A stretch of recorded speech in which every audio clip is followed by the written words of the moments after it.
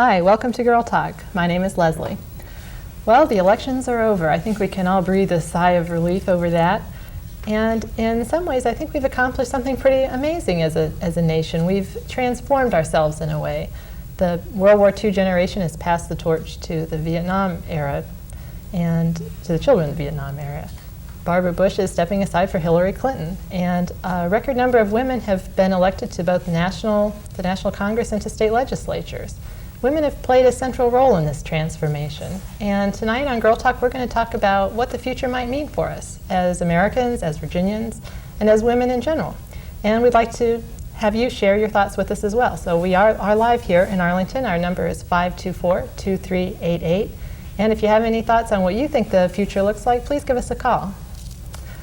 Joan Herring, you were with us last month before the election when we were kind of speculating on how it might turn out. Thank you very much for coming back. Thank you for asking. Judy Connolly and Karen Darner, who come to us from the state legislature, and Heidi Stirrup, a lobbyist here in Washington. Thank you all for joining us tonight. Thank you. Thank you. We have seen a record number of women elected to state legislatures as well. It's a fact that tends to be overlooked a little, I think, in all of the excitement about the national election. There's a record 20% of women make up state legislatures now. Is that the latest figure? That's what the latest figure in the Washington Post was All right, today. because I had known before the election it was 18%. And Right. so we're inching up. That's right. It's, We have a long way to go, but yeah, I would we're say, making as advances. Perot would say, it's kind of a slow dance, but we're moving in the right And direction. Virginia, the Post noted today, is still in the bottom 10. I think Right. Actually, we're going to be going down as a result of the January General Assembly session because Leslie Byrne, who was representing Fairfax, her successor will be a man. And unless there's some different changes in the House of Delegates from the Tidewater area, depending on the outcome of the state Senate race, then we'll actually lose a seat for a woman in the state legislature this Out next of the session. 100 delegates, that'll mean there are only 12 women in Virginia as opposed to 13, which was, I think, a record high. I don't think there'd been a time when there'd been any more than 13, and so now we're back to 12. Right, which puts Virginia at 42nd, I guess, in the Is that in the right? nation. One area we're doing a little better. I think 25% of our cabinet posts are held by women now, which when you look at the all states, that's not so bad. The other thing, too, is that women are more inclined to have been involved in a number of civic activities and also appointed to boards and commissions and committees, whether they be local or state groups. And those are usually the foundations that they use to run for elective office. And more so than men. Men can pretty much get into the political network of running for an office without having had that base. And what we're looking for is an increase in the number of women who are appointed to those boards, commissions, and committees so that the appointments more clearly reflect the population. For instance, in Virginia, there are 51% women. And it's important for them to be appointed to those positions. Right, and I think both parties have just got to work harder at recruiting women candidates. Democrats do a better job than that than the Republicans, unfortunately. But it's certainly not for lack of talent and lack of ability. They're there. Right, I think we need to better networking within our own groups because I think this is what men have done for centuries. They have done this. We need to help support each other, share resumes within our professional groups, be sure that we let each other know about vacancies and openings on these boards, which are very important, whether it's the bankers or lawyers or teachers organization, to develop those kind of credentials, I think, are very important, plus the experience it gives you, the confidence to think that you can run for an election. Right, because what Joan was saying is that we're really not finding, we still find women who say, I can't do that, I can't run. I'll be glad to help in any campaign, but I can't run for an office. And you really have to work with a number of women to help them develop the confidence where they feel better about getting involved in a campaign. It can be a rough and tumble Do you really situation. think it's lack of confidence, though? What I hear from some women that I think would be outstanding candidates is that perhaps because they've been programmed for this response, but they'll say that the demands on my family are too great. I have too many family responsibilities, and they will back off.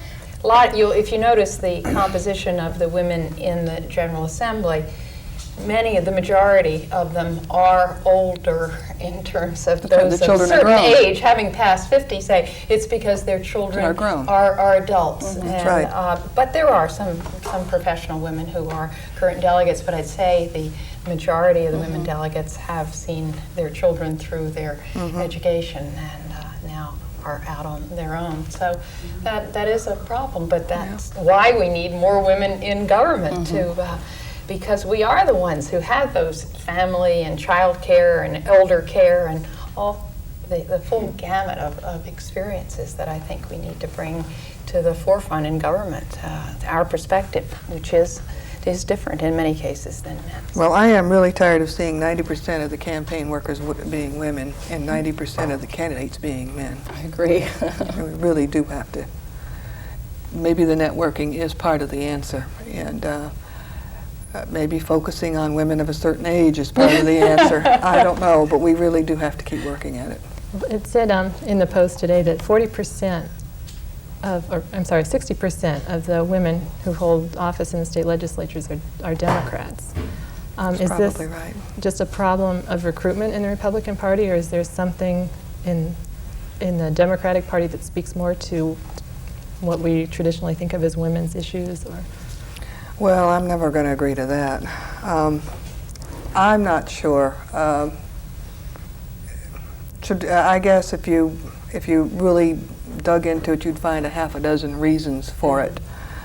One, possibly, and I'm not sure about this either, is that Republicans are conservatives, and conservative women tend to be more often. This is neither good nor bad, it's just they tend to be more often the ones who stay home. Well, if you look at the elections in the 1980s, there were 5 congressional elections, and 245 women were elected in those elections. 148 were Republican and 147 were Democrats. So I'm not so sure. I think the Democrats have been more successful in terms of getting the kudos for their advances, but I think the Republicans have been right in there, beginning with Susan B. Anthony. The first woman elected to Congress was Jeannette Rankin. And Margaret Chase Smith was the first woman elected to the Senate, and they were all Republicans. So I'm not willing to concede the ground that it's a Democratic thing. I think but both parties also need to work a little bit harder in recruiting candidates, recruiting women candidates, getting them interested in the political process early on. What I have found is fantastic this year, though, has been the growth of the women's campaign organizations. Whether it's Emily's List or the Women's Political Caucus, and there's a third, Women's Campaign Fund. Women's Campaign Fund. They brought in almost $8 million this year, and that was in magnitude of 4 or 5 increase over their previous amount they'd raised, and I think that's incredible. Talk about power. Well, women that are now in careers and earning money and able to participate financially, both backing political parties and candidates, it really has made an impact, and I think that's good news. I think we have to make sure, though, we don't get stuck into thinking of it. We have just passed the Year of the Woman. It's sort of Barbara Mikulski was saying, when you talk about the Year of the Woman, you feel like it's the year of the asparagus and the year of the fence or whatever. You know, you really have to be able to say that this was a year that we were able to take advantage of a unique opportunity. But by the same token, we have just begun as far as that's concerned, and it has not ended at all by any means. And we're really should be the beginning of an era. Well, I don't know why anybody calls this the Year of the Woman anyway. Does it remind you of a Chinese restaurant, and we're squeezed in there between the Year of the Dog and the Year of the Rat? That's what's always made me laugh. And well, the numbers have been higher, as Heidi just pointed out, in other years. So why all of a sudden has the press decided to target this year? I think because of the Senate. I think that the number of women who not only ran for the U.S. Senate, I mean, really trying to represent an entire state, and those who were successful, that sort of, it's the national politics kind of focus that people always go into when they're trying to dictate what the national movement will be. And when you have the large number of women who did participate and who did agree to run and really ran aggressive, smart, good campaigns that everybody was very proud of, I think then then you're inclined to say that that's where the focus was. When you're talking about Margaret Chase Smith, I mean, people said, we all grew up knowing that there was one woman in the U.S. Senate. And hooray, and 40 years later we doubled it, and just because of the death of the senator from North Dakota, tripled it in a month. That, you know, it sounds terrific, and yet in many ways it was not a tremendous advance at all. And so we really are beginning and moving forward, and it's sort of like saying what we were talking about earlier, that there aren't necessarily women's issues, they're really family issues, they're people issues, and by the same token, the Year of the Woman is really just the beginning that we can go forward from. From a strategic point of view, I know there's been some debate regarding Emily's List and getting the greatest number of women elected. Emily's List, their strategy is to target campaigns that they think that the woman has a good chance of winning. Is that the way to do it? Run women only in those races where we think that the chances are best of winning, or should we flood the field and run women even when? Jean said, it's the recruitment problem that I think you probably should go out there and try to encourage as many women as you possibly can. When you get down to the strategy of a particular organization, what they want to do, I think they had probably a terrific batting average in focusing in, because a lot of these were high-profile races that did need a great deal of funding, and to narrow it down may have made sense. But you don't need those enormous, for the state legislature or other county board or small, you don't need to raise those enormous sums, and I think that's where you need to develop the solid female. Being a candidate, whether you're male or female, is an all-absorbing, all-encompassing activity. You literally have no life of your own that is not directly connected with the campaign and the demands of the campaign. You have to be absolutely committed. You have to be, you have to have what's usually called the fire in the belly. You have to really want it to do it, because it is so demanding. I've known women candidates who lost, 20 and 30 pounds in the course of a campaign, and I believe Kyle also lost an enormous lot of weight this past year. Kyle McSlarrow, who ran for Congress in Virginia's 8th Congressional District, was a father of a one-year-old son, and a year ago, before the son was born, he never dreamed that he would be running for office. It's a tremendous personal sacrifice in terms of time and being away from home, and as Joan has said, the rigorous schedule of going, and I'm sure both of you know, going from speaking engagements and public appearances, and it's a tremendous sacrifice. It's a big commitment, in other words, and that's probably part of the difficulty in getting women to run. Not only running, but it's a terrific demand once you're elected. That's right. And it really becomes a juggling act that if you have lots of roles in your life before you're elected to something, and then that just becomes another role as well, and it becomes another responsibility that you have. And so whether you're a man serving in an office or a woman serving in an office, it's a tremendous responsibility and difficult to handle, whether you're married or single. Yeah, I was surprised as a first-term member of the Virginia House of Delegates how much time is required outside of the session. We meet for a certain two and a half months in the wintertime. And I was kind of naive about 2 or 3 years ago when I was thinking about this, and didn't realize that I would be spending such an enormous amount of time on the people's business during the off-season, going to Richmond and attending every opportunity I have to meet with constituent groups. And I know Karen has the same kind of schedule that is very, very demanding. But on the other hand, as somebody said, we did run voluntarily, but as I think you're right, you do have to have a real desire to do it. And you have to have the time, to follow you have to have the through. energy, Yes. and a whole lot of other things that I think women are less inclined to give. They don't have wives. That's right. Interestingly, last year I went to a conference that was given by the Rutgers University Center for the American Women in Politics. And there was a panel discussion about why aren't there more women involved in politics. And one of the issues that they talked about was the cost of it, and the fact that you really do have to be careful with your financing personally as well as politically, but also the cost of being in office and being a campaigner with regard to your clothes.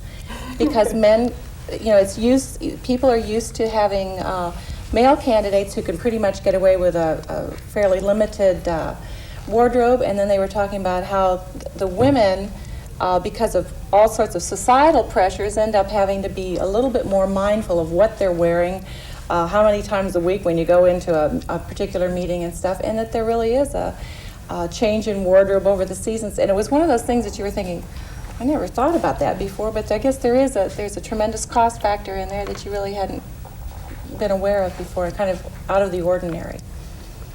Are there any particular issues that you think might come to the forefront now that there are a record number of women in the Senate and the House? I think now that the Cold War is over and the attention has definitely turned inward to the country, and with the makeup of American Indian and minorities and women in the Congress, and there's going to be a much greater attention, I think, on issues here at home that will affect men, women, and minorities in terms of health care and bringing jobs, putting people back to work, and so I think that you're going to see a lot of attention being paid here at home. Do you think that women would have had the same success in getting elected this year if the Cold War hadn't ended? Would we still be fighting those same stereotypes that women aren't capable of pushing the button if we need to? Or is did the diminished role of the military have anything to do with the success, you think, of women candidates this year? I don't necessarily see that as something that would be related to it. I think that the fact that perhaps the Desert Storm heightened the role of women in the military, and the necessity and the importance and the equality of women in the military being a goal that we would definitely strive for with regard to certain responsibilities. I think that perhaps came about, but not necessarily because of the ending of what we think at least is the ending of the Cold War. I think you're right, though. It's the shifting of the attention to the more domestic issues, and I think whether it's care for the elderly or parental leave or better child care, I think these are things that women don't necessarily limit their campaigns to, but I think there is the fact that they have had those life experiences in those areas, that they sure know what they're talking about when they get in areas and the economy, too, with regard to the budget. I think that... Who spends the family money? Right, and who, in some instances, in most instances, the woman is a working woman, and whether they have children or not, and so you've got to be able to balance lots of things, and your income is going to be very critical to that family unit.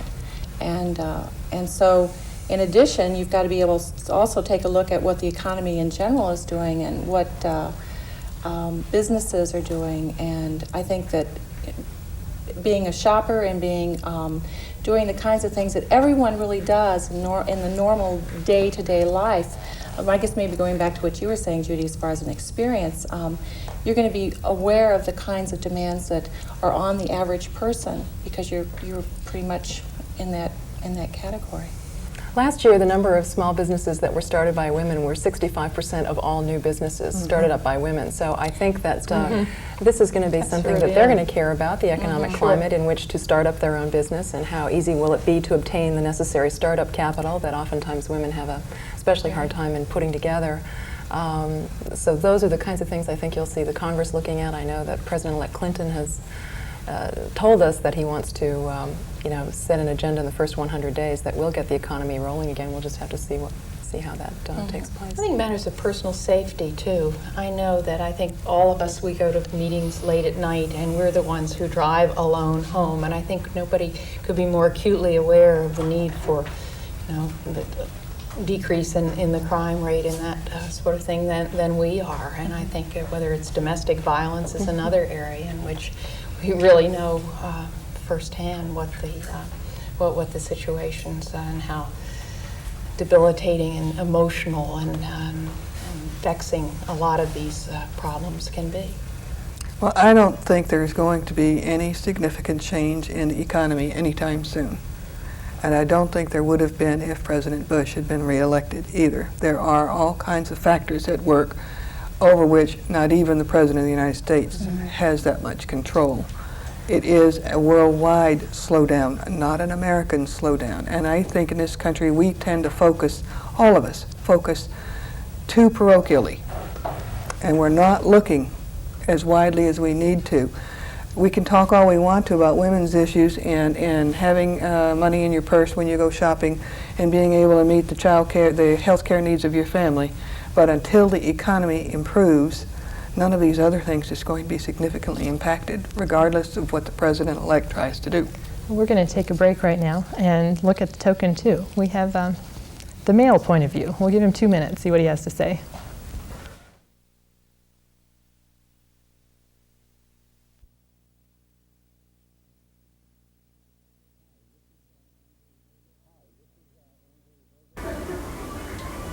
Hi, this is Andrew Verga from Alexandria, and I do agree that 1992 is the year of the woman, primarily because of the substantial political clout that women have gained through this past election.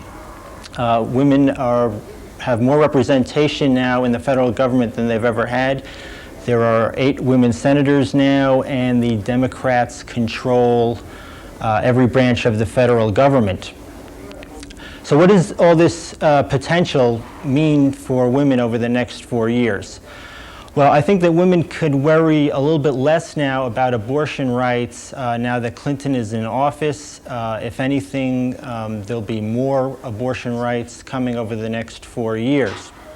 Also, the Republican Party is also leaning towards more tolerance for abortion rights. So I think that the next step for women, what they should focus on now, is cracking the glass ceiling in corporate America, moving more women into executive positions. Well, how do they do that? First of all, I think that they can start by moving into high-powered positions in the public sector, and they could build momentum on the political clout that they've gained by pressing Clinton to nominate women to key cabinet positions. And I'm not really talking about like Secretary of Labor or Secretary of the Interior, which are low profile, but more like Secretary of State or Secretary of Defense, which are very prominent positions.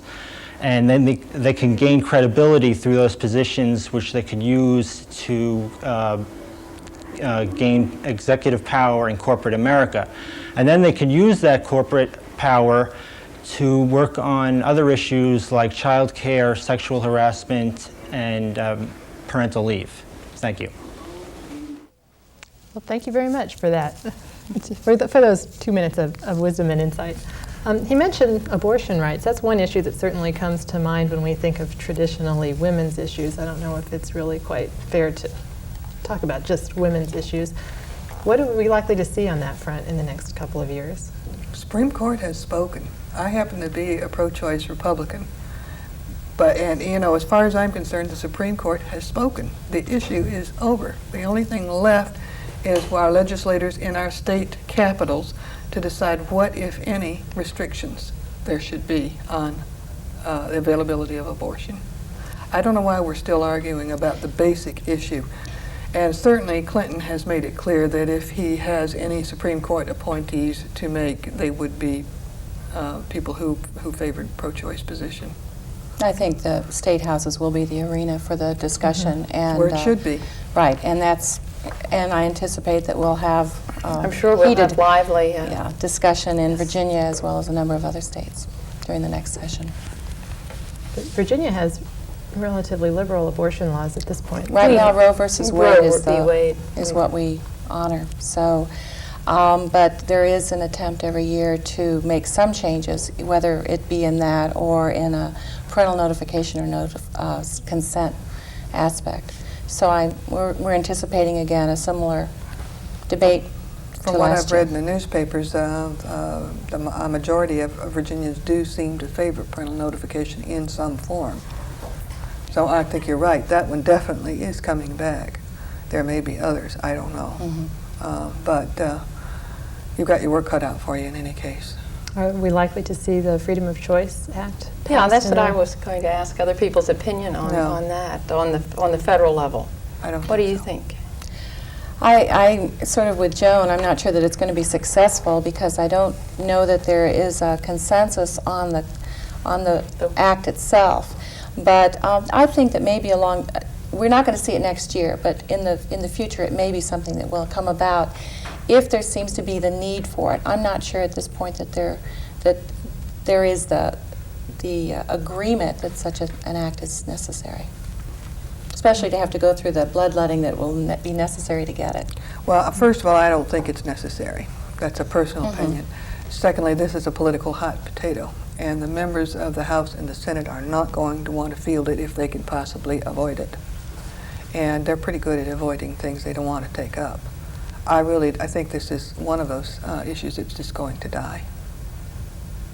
We will see, I think, equal rights amendment, and I think that probably is something that will pass the House and the Senate and be given to the states for ratification. So we'll go that round again, and I'm pretty optimistic about its chances. A number of years later, it'll be interesting to go through that battle again, but I don't see it as being as divisive as it was in the past. You know, Iowa had an equal rights amendment on its ballot this year that lost. Decidedly or just close? Actually, I'm not really sure. I was kind of surprised that it lost. That Iowa tends to be one of your more progressive states, but I'm not really sure what the final vote was on it. But I'm encouraged to hear that you think that a national amendment has a chance. Well, we are coming down to the end of our time here, and it's time for the cake. Judy, do you want to? Sure. And thank you all for coming. We appreciate you taking the time to, Thank you for to having join us. us Thank this you. evening. Here's the Yeah. cake. Thank you. I'll let you do the honors.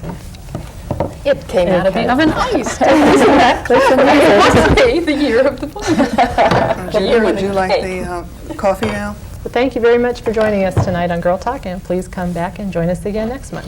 Good night.